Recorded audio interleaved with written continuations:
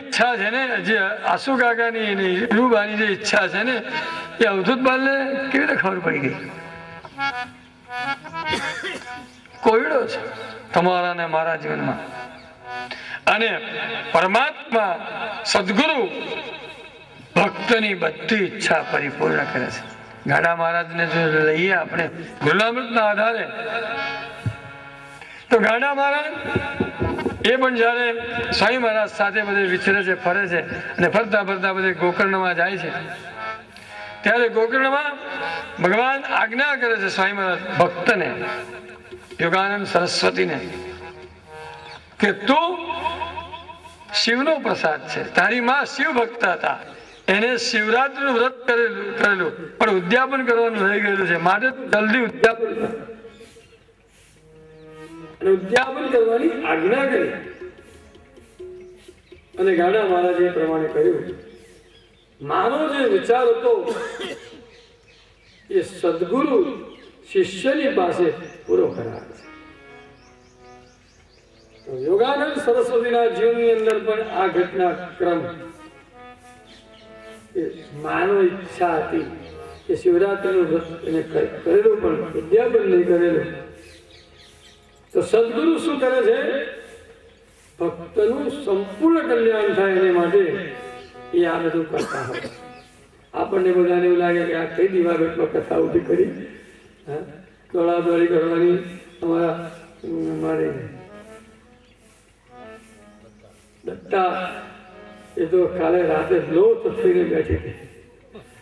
અવધૂત બાલ જયારે સામે ઉભા હતા અને એકદમ લોચો થઈ ગયો એમ બેઠી હતી.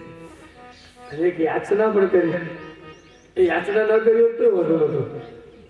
અવધૂત બાલને જો આ સ્વર્ગમાં ગયેલા હોય એવા આત્માઓની ખબર હોય તો દત્તા તારી ખબર ના હોય. એટલે એવા ભૂલ ભૂલાવણીમાં રહેવાનું નહીં. નીતિનભાઈ 5 વાગે નીતિનભાઈ જયારે નારેશ્વર જોયા, અમદાવાદ થી માણસ નીકળ્યો 2 વાગે, 3 વાગે આવીને 5:30 વાગે જયારે નારેશ્વરમાં હાજર થતા હોય. એટલે કઈ શક્તિ દોડાવે છે એમ પૂછું છું તમને, મારો પ્રશ્ન છે આ. અને નજીકમાં રહીને 2 પગે આવવાનું છે, સરસ મંડપમાં બેસવાનું છે, ખાવાનું તૈયાર છે, નાસ્તો તૈયાર છે, દૂધ તૈયાર છે. નીતિનભાઈ કેટલાના ભાગ્યમાં, એ તો જેના ભાગ્યમાં હોય તે લોથ થઈને બેઠેલી નતા અને યાચના કરે છે, બાપજી શરીર સારું ચાલે એવું કરો. આ દીકરીનો સપનો. અરે મને થયું કે હજુ દીકરી કેમ તો વિચાર કરે છે, એમને ખબર નથી.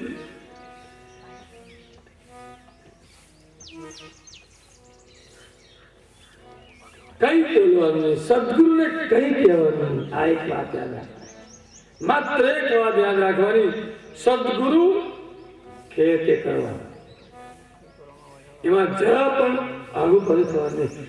એક પણ બીજો વિચાર ભેળવવાનો નહીં, એને મિશ્રણ કરવાનું નહીં આપણા વિચાર સાથે. ઈચ્છા કેમ કરી, કથા કેમ બેસાડે છે એ તો ભગવાન જાણે.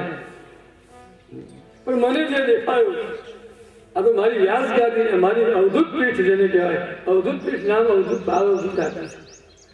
અવધૂત પીઠને દેખાયું હશે, જે હશે તે મને ખબર નથી. પણ મને જે વિચાર આવ્યો કે દીવાબેનની અંદર કથા, આટલા પારાયણો થાય. જયારે મને કહેવામાં આવ્યું કે તારે કથા કરવાની છે, ત્યારે મને થયું કે અરે બાપ, આપ કથા સ્વરૂપ છો. હરતું ફરતું ગુલામત આપ છો. હું તમને શું ગુલામત સંભળાવું?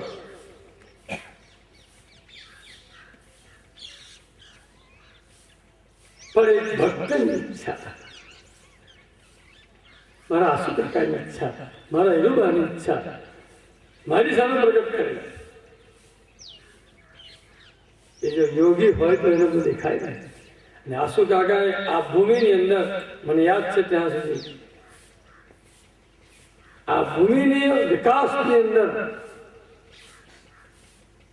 તન મન અને ધન એને આ રેડ્યું છે. મારો કાયમ કાકો યાદ આવે. અત્યારે થોડો જ વખત પહેલા જે સ્વર્ગમાં સિંધાયા, આ બધી જોડી હતી યાર સાયર ગામની અંદર. કાયમ કાકા, ખુમાનસિંહ કાકા, ગબુ કાકા આ બાપજીના અનન્ય ભક્ત હતા. અને બાપજી ગુરુ મહારાજ જયારે દીવાબેટમાં મુકામ કરે એ વખતે આ લોકોએ પોતાનું સમગ્ર યોગદાન બધું મૂકેલું છે. ને આવા આત્માઓની જે કોઈ ઈચ્છા હોય કોઈ તો એ અવધૂત બાલ જાણી ના જાય.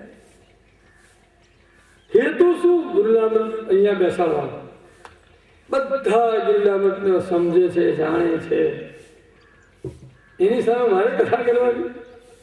ચિત્રકૂટની અંદર રામાયણની કથા કરી હોય તો કથાકારને બહુ અઘરું પડે. કારણ કે ચિત્રકૂટનો નાનો સરખો બાળક પણ, અરે લાકડા કાપનારો કઠિયારો પણ એને રામાયણની ચોપાઈઓ મોડે આવે. ચિત્રકૂટ અમારે ત્યાં ચિત્રકૂટથી એક લક્કડફોડો આવતો હતો. મને લક્કડફોડો યાદ આવે. એ જયારે અમારે ત્યાં લાકડા ફાળે, ધંધો લાકડા ફાળવાનો કરે, પણ મોડામાં તો રામાયણની ચોપાઈઓ બોલતો હોય. આવા ચિત્રકૂટના માણસોની પાસે ચિત્રકૂટ સમા ભક્તો અહીંયા બાપજીના, એની સામે મારે ગુરુનામત ગાવાનું બાપ મને પરસેવો થઈ જાય. પણ અવધૂત બાલના સંપૂર્ણ વાલ સ્વયાવર્તન એ મારી સાથેનું વાલ, એ મને અહેતુક વાલ કરે. એને લઈને આ કથા યોગ એક પ્રાપ્ત થયો. એમાં અર્જુન જે કહે છે ભગવાન દત્તાત્રેયને કે ભગવાન તમે તો મારી ઈચ્છા પૂરી કરી.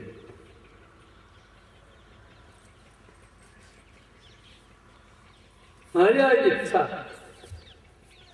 મને વિચારો આવતા હશે આ ભૂમિની અંદર કથા મારી થાય તો સારું, એવો મને વિચાર આવતો હશે કોઈક વખત. અને એ અવધૂત બાલ જાણી ગયા હોય અને આયોજનનો હેતુ જે હોય તે ભગવાન જાણે. પણ મને જે દેખાય તે હું બોલે રાખું. એક જ વાત યાદ રાખવાની, ભગવાન આપણી બધી જ ઈચ્છાઓ પૂરી કરે છે. તમે આ સ્થાનમાં આવીને જે ઈચ્છા કરો ને એ બધી ઈચ્છા ભગવાન પૂરી કરે. મારા ડોંગરી મહારાજ કથામાં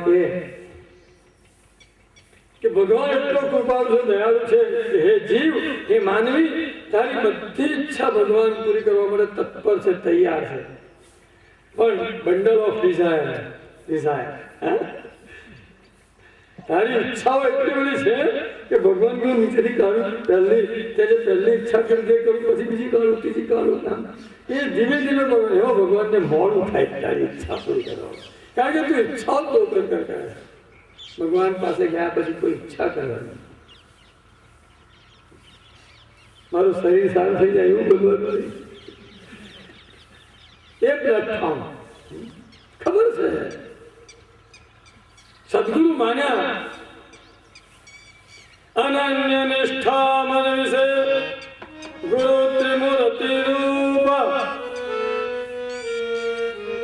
ભાવ શુદ્ધ જો ક્ષણમહી સાથાય શિષ્ય તદ્રૂપ. એની પાસે ઈચ્છા કરવાની. બધી ઈચ્છાઓ પરિપૂર્ણ કરશે ભગવાન, પણ તારી એટલી બધી ઈચ્છાઓ છે કે ઈચ્છાઓ ઢગલો થઈ ગયો. ધીમે ધીમે ભગવાન કાઢીને પૂરી કરે ત્યારે તારું મૃત્યુ. સદગુરુ ખૂબ દયાળુ છે. સદગુરુને બધી ખબર છે. અને એટલે જ એક વાત યાદ રાખવાની, સદગુરુ કહેતે કયા કરવા, એમાં આપણી ઈચ્છા ભેળવવાની. ભેળવવા ગયા તો યોગ જરા ઓછો થઈ જાય, દૂર થઈ જાય, ગેપ વધી જાય.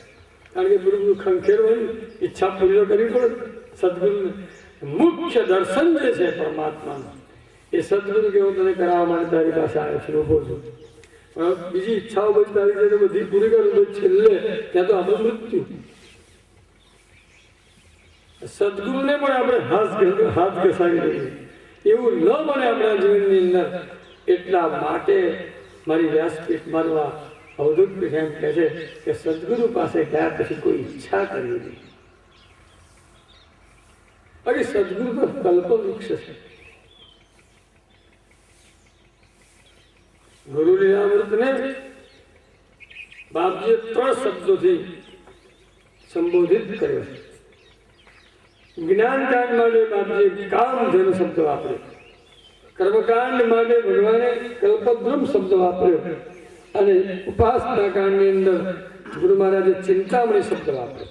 ત્રણેના દોહરાઓ છે બધા. કામધેનુ કલિમાન, ચિંતામણી જગમાય, કલ્પદ્રુમ સાક્ષાત. આ બધા શબ્દો છે, દોહરા છે.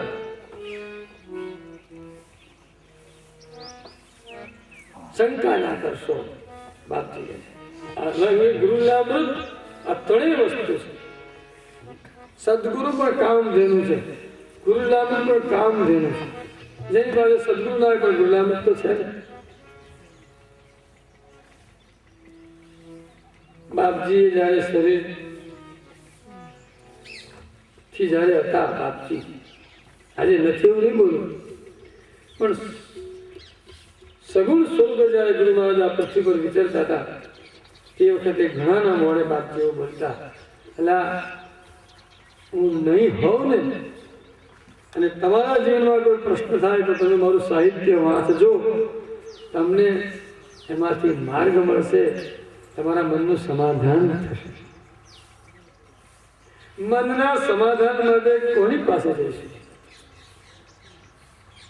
મનમાં કોઈ ચિંતા થાય તો સંસારી લોકોને માટે બતાવ્યું છે ગુરુદ્વાર.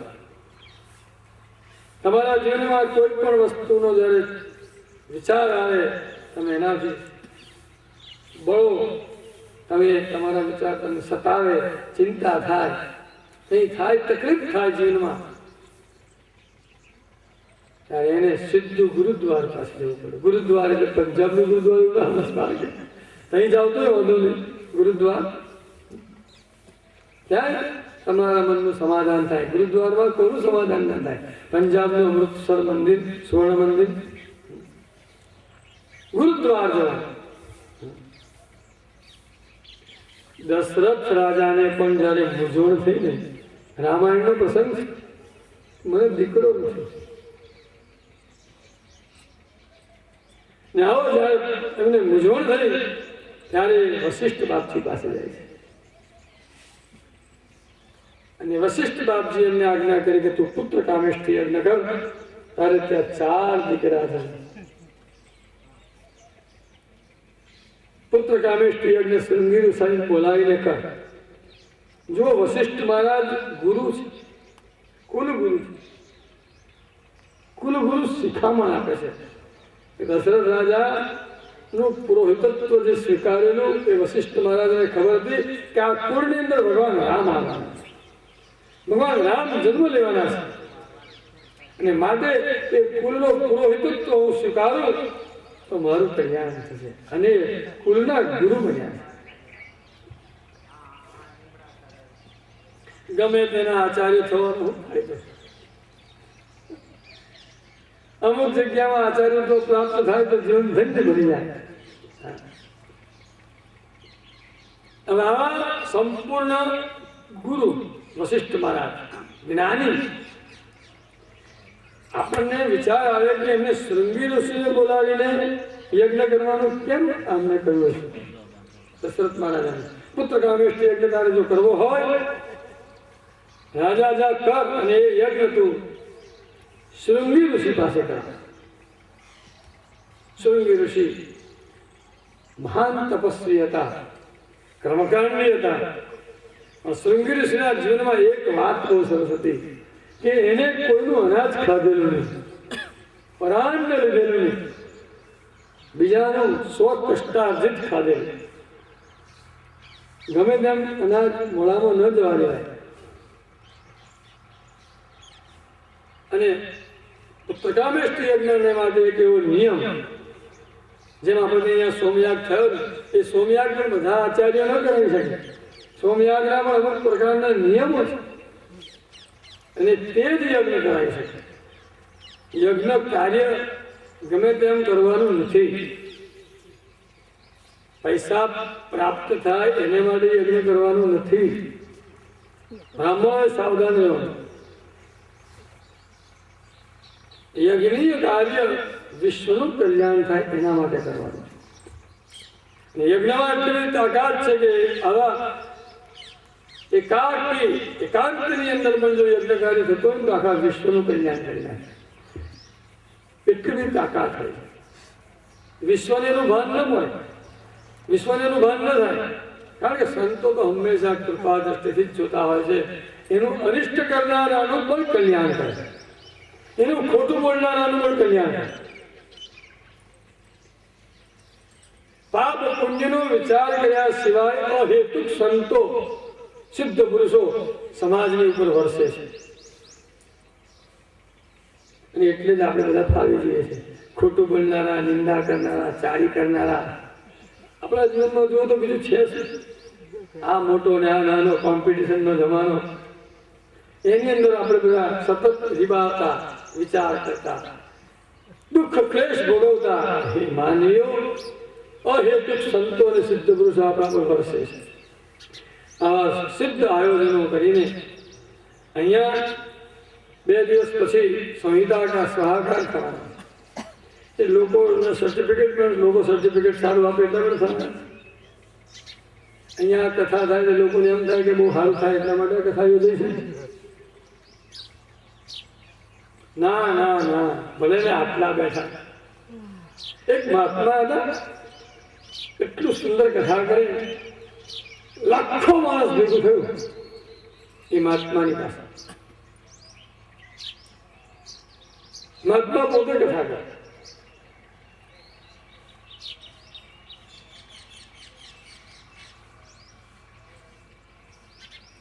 હું તો તમારી સામે શું કથા કરવાનું છે? તો અવધૂત બાલ જ કથા કરે તમારી સામે.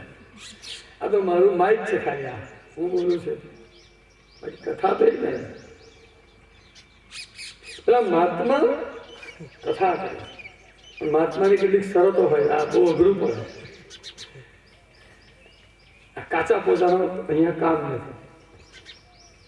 મહાત્માઓ કથા કરે, સિદ્ધ પુરુષો કથા કરે તો એના કેટલાક નિયમો હોય કે અહીંયા ધોતી પહેરીને બેસવાનું, અહીંયા શુદ્ધ અને પવિત્રતાથી બેસવાનું. એ બધું કેટલા પાડી શકે. તો જગત જડે એ લોકો એવાય કરતા નથી, માત્ર નિયમ આપે તમને. તમારે તમારું કલ્યાણ કરવું તો આવો બાપા, હું બેઠો. મારે ક્વોન્ટિટીની જરૂર નથી, મારે ક્વોલિટીની જરૂર છે. બરાબર બોલું છું? મને ઇંગ્લિશ આવડતું નથી. મારે તો ક્વોલિટી તૈયાર કરવી છે. અહીંયા વધારે સંખ્યામાં ઊભું થાય, ટક્કરવાઓને વધારે બોલાય એની જરૂર નથી. પણ જે કંઈ બોલાય એ ક્વોલિટી થાય, સારું થવું જોઈએ. તો અહીંયા ભલે આપણને થોડી સંખ્યા ઓછી દેખાય, પણ જે તૈયાર થશે અહીંયા બધા જેના હાથમાં આવશે મિલાવટની વાતો, એ ક્વોલિટી તૈયાર થશે. મારા પરેશને ખબર છે, કથામાં આવ્યા પછી કેટલાય લોકો એવા આગળ ગયા છે કે આ પરેશ તો બધી કથાનો સાક્ષી છે અમારો. એ પછી મને હરિય ચડતાથી વગાડનારા. હા કે બાપજી વગાડનારા, તબલું વગાડનારો વ્યાસપીઠ તો થઈ જશે અને બેસે કેમ ના બેસે? કથામાં તબલા વગાડતા વ્યાસપીઠ પર પહોંચી ગુરુ કૃપા ઉત્કર્ષ.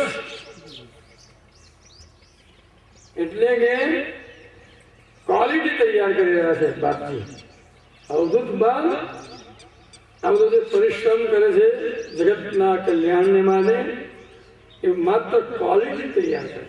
અહીંયા ક્વોન્ટિટીની જરૂર નથી, સંખ્યાની જરૂર નથી. અહીંયા 5 બ્રાહ્મણો 1000 બ્રાહ્મણ બેસીને યજ્ઞ કરે એવું પણ નથી. અહીંયા સવારના પર્વ પારાયણ થાય છે. હું 2-4 દિવસ પહેલા આવેલો, બ્રાહ્મણો અહીંયા પારાયણ કરતો હતા વેદનું, ત્યારે અમે લોકો પાસે ગયા ત્યારે મને થયું કે બાપ આવા વાતાવરણ આવ્યું તો આપણું આયુષ્ય વધી જાય. બીજી બધી વાત તો છે, આપણો રોગ ચાલે છે. એ સરસ બ્રાહ્મણ દેવતાઓ મંત્રોથી પારાયણ કરે, જેને બીજી કશી પડી નથી, બસ માત્ર પારાયણ કરે છે. અગ્નિમીડે પુરોહિતમ યજ્ઞસ્ય દેવમૃત્યુજમ હોતારમ રત્નધાતમમ. ઋગ્વેદ પાઠ થાય, યજુર્વેદ પાઠ થાય, સામવેદ ભણાય. એકાદ માણસ પણ જો અમારા કૃષ્ણશંકર દાદા કહેતા હતા કથામાં કે બ્રાહ્મણનો દીકરો કોઈ નદીને કિનારે, પવિત્ર નદીને કિનારે તર્પણ કર્મ કરે. તર્પણ, એક તર્પણ જો કરે બ્રાહ્મણનો છોકરો, તો એ તર્પણની તાકાત કેટલી કહું, આખા વિશ્વના પિતૃઓને તારવાની તાકાત છે તર્પણ વિધિમાં. એક બ્રાહ્મણ બધું કોઈ કશું ના કરે. એક બ્રાહ્મણનો દીકરો નદી કિનારે બેસીને જો તર્પણ કરે, અને તર્પણ વિધિમાં એવું બધા આ બ્રહ્મ સ્તંભ પર્યંતમ દેવર્ષિ પિતૃમાનવા તે સર્વે તૃપ્તિમાયંતુ મયા દત્તેન વારા. હું જ્યાં પાણી આપું છું તે બ્રહ્મમાંથી ઉત્પન્ન થયેલું બધું જ એ બધું તૃપ્ત થાય. દેવર્ષિ પિતૃમાનવા બધા જ. તો સિદ્ધ પુરુષો, સંત પુરુષો જયારે આવું કંઈક કરતા હોય એમાં સ્વ કલ્યાણ ન હોય, વિશ્વ કલ્યાણ સમાયેલું હોય છે, અને કોઈ ઈચ્છા પૂરી થતી હોય. આ કથા હું નથી કરતો, અવધૂત બાલ કરે. પેલા સિદ્ધ પુરુષ કથા કરતા હતા. પહેલે દિવસે લાખો માણસ ભેગું થયું, એક તમારે જબરજસ્ત. ને પેલા મહાત્મા કથાના વ્યાસપીઠ પર બેઠા, એક પણ શબ્દ બોલ્યા છે કથામાંથી જેવું થઈ ગયા, જતા ગયા. એક પણ શબ્દ બોલ્યા નહીં. પેલા લોકો બધા કથામાં આવેલા વિચાર કરે કે આપણે કથા સાંભળવા જઈએ જ્યાં મહાત્મા કથા કરવાના છે ને, આ મહાત્મા તો કંઈ બોલતા નથી. 50% ડાઉન બીજે દિવસે બેઠશે, મંડપની ડાઉન બેઠી થઈ ગઈ, કોઈ ના આવે, 50% ઓછા થઈ ગયા.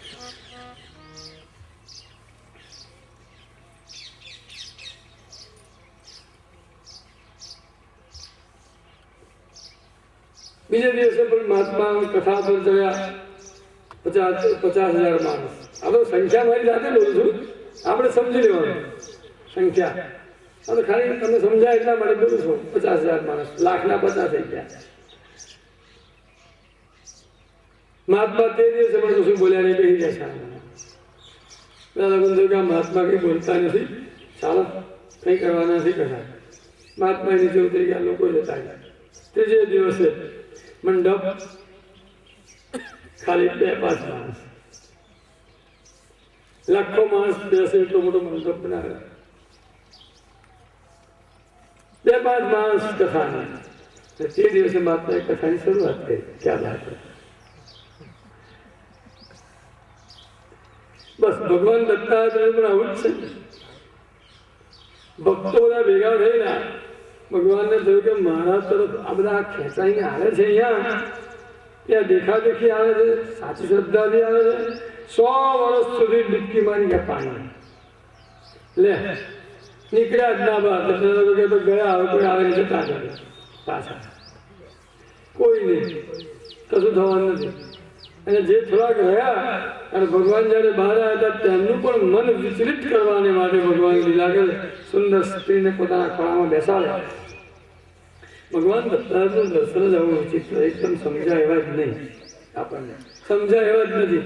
તો ભગવાન દત્ત જ ના સમજાવતા, અવધૂત બહાર સમજાય છે મને. કથા કેમ બેસાડી? થાકી કે અમદાવાદથી મંડપ પહોંચવા આવી. થોડો વિરોધ કરી લો ને, મારે થોડો વિરોધ કરવો પડે. 4-5 દાડા પર બોલાય કે કથા મંડપ બાંધવાનું, તો શું કામ છે? પણ મેં તો હમણાં કે પેલા ઓટલા પર બેસી કથા થઈ જાય. અમને આમ મળે. આટલા જ માણસ માટે આટલી સુંદર વ્યવસ્થા. જે આવ્યા છે ને એ પાક્કા ભક્તો છે, બરાબર પાક્કા છે. આવી ગયા તે ફાળી ગયા.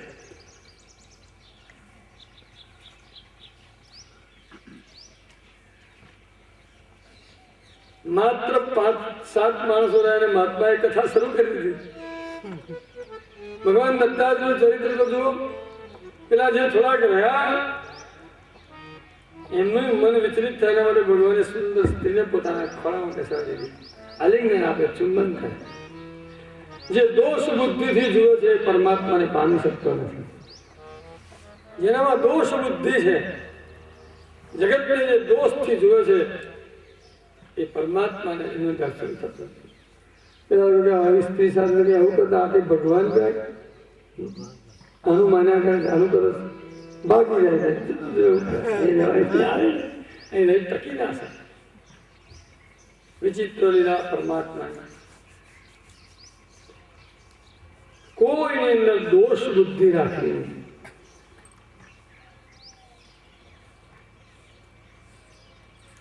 પરમાત્મા ઈશ્વર ફાવે તે કરે, ધર્મ વ્યતિક્રમ જાણ, તેજસ્વી ને દોષ ના જાણ, અગ્નિવત માન. એને કોઈ દોષ નથી. ઈશ્વર તો તમે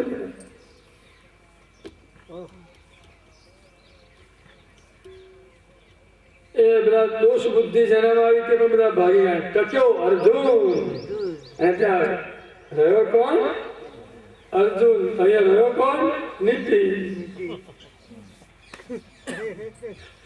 બધા ભાગી ગયા છે. હું જૂના માણસો બધા ઓળખું છું. હા મારી રહી મારી આ દત્તા જોજે, ધ્યાન રાખજો. આપણે બધું કથામાં તો બધું બોલું તો કેટલાક આ મીમાંસા ક્યાં અભિમાન વધે. કર્મથી હંમેશા અભિમાન વધે. કર્મ અફારી માનનારું છે. આ વખાણ કરીને તો અફારી માન બધું જુસ્સો ચડે. બાપજીની ગુરુ મહારાજની પાસે કેટલાક લોકો વખાણ કરે. બાપજી તમે તો આમ, બાપજી તમે તો આમ, બાપજી તમે તો આમ. અને બાપજી શું કરતા હતા? તો આંખ મીચી જાય.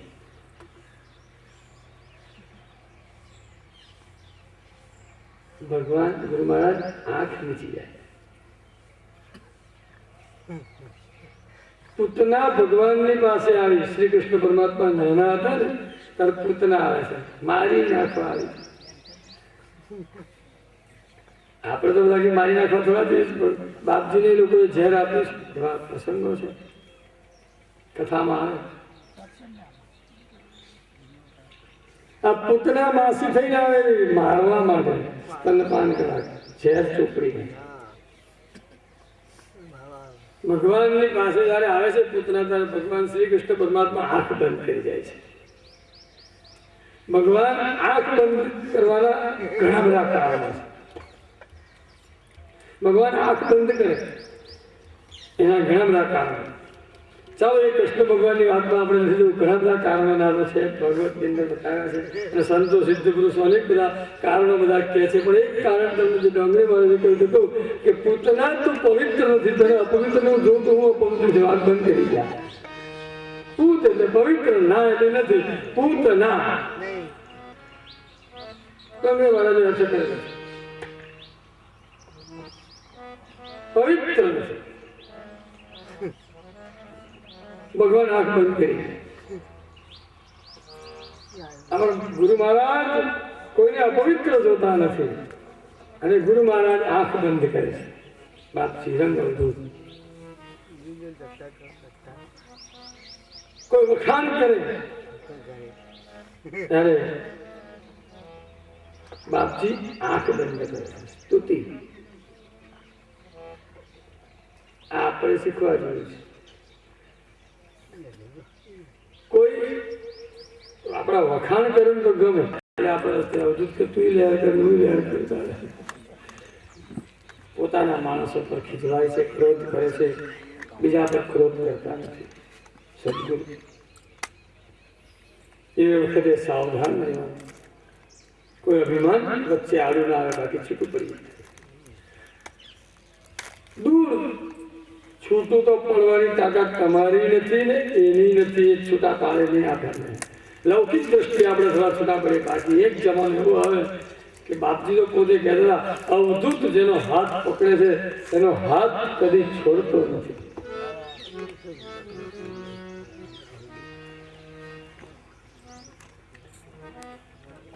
અને તું છોડવા પ્રયત્ન ન કર, અવધૂત છોડશે નહીં. આ આશીર્વાદ છે બાપજી. આ બાપજી જે શબ્દો બોલવા ખાતર મળ્યા છે, જ્યાં સુધી વિશ્વના છેલ્લા ભગવાન દત્તાત્રેય પ્રતિજ્ઞાબદ્ધ છે. ભગવાન દત્તાત્રેયનો અવતાર અવિનાશી છે. ભગવાન દત્તાત્રેયનું મૃત્યુ કોઈ શાસ્ત્રમાં વર્ણવ્યું નથી. શાસ્ત્રના અભ્યાસુ માણસોનું આ સ્ટેટમેન્ટ છે કે ભગવાન દત્તાત્રેય અવિનાશી છે. એનો નાશ નથી, ગુરુ તત્વનો નાશ નથી, પણ એની પ્રતિજ્ઞા છે કે છેલ્લામાં છેલ્લા જીવનું હું કલ્યાણ ન કરું ત્યાં સુધી મારો અવતાર કાર્ય ચાલુ રહેશે. આ ભગવાન દત્તાત્રેયની પ્રતિજ્ઞા. પણ આપણું કલ્યાણ થવામાં જયારે વાર લાગે ત્યારે સમજવાનું કે આપણે થોડાક આગા પાછા થઈ ગયા. બાકી એના શરણે જવા માત્રથી આપણું કલ્યાણ થઈ જાય.